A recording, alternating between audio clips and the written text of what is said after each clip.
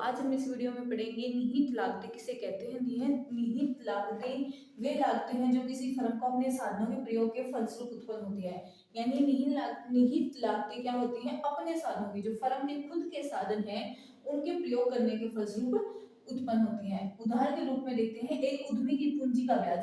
जो उद्यमी अपनी खुद की पूंजी यानी कि ब्याज पर पूंजी ना लेके अपनी पूंजी अपने उत्पादन में लगाता है तो उसका ब्याज, उसको ब्याज पे भी दे सकता था, ब्याज भी कमा सकता था, लेकिन वह क्या है, उसके ब्याज को छोड़ रहा है। वो उसकी क्या है, निहित लागत है। जो उसने ब्याज को छोड़ा है, जो उसको ब्याज प्राप्त नहीं हुआ है, उसकी निहित लागत है। अपनी भूमि का लगान, यानी कि जब उद्यमी उत्पादन के लिए एक फर्म बनाता है, वह अपनी ही भूमि का उसका प्रयोग करता है, अपनी भूमि का प्रयोग करता है, तो उस भूमि से प्राप्त होने वाला लगान उसकी क्या होगी, निहित लागत।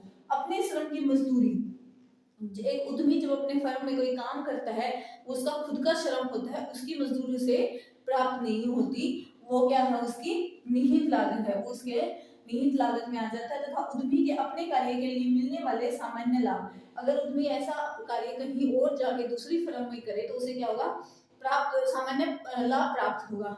यहाँ पर वो सामान्य लाभ भी क्या हो जाता है, उसका निहित लागत में शामिल हो जाता है। निहित लागतें स्वपूर्ति साधनों की लागतें हैं, यानी कि निहित लागत को हम एक लाइन में भी डिफाइन कर सकते हैं कि वो क्या होती है, स्वपूर्ति, कि अपने आप पूर्ति की गई साधनों की, अपने साधनों की जो पूर्ति की जाती है और उनकी लागतों से बचा जाता है, उन्हें हम क्या कहते हैं, निहित लागतें कहते हैं।